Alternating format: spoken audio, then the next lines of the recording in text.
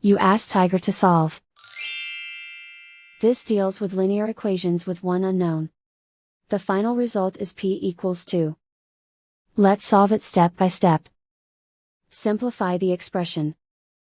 Expand the parentheses. Simplify the arithmetic.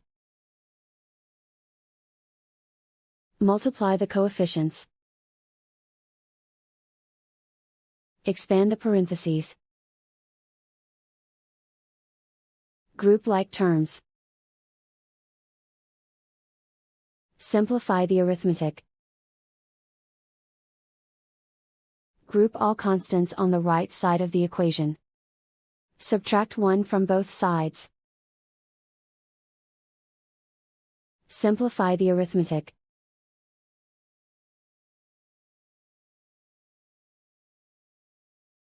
Isolate the p. Divide both sides by 9. Simplify the fraction.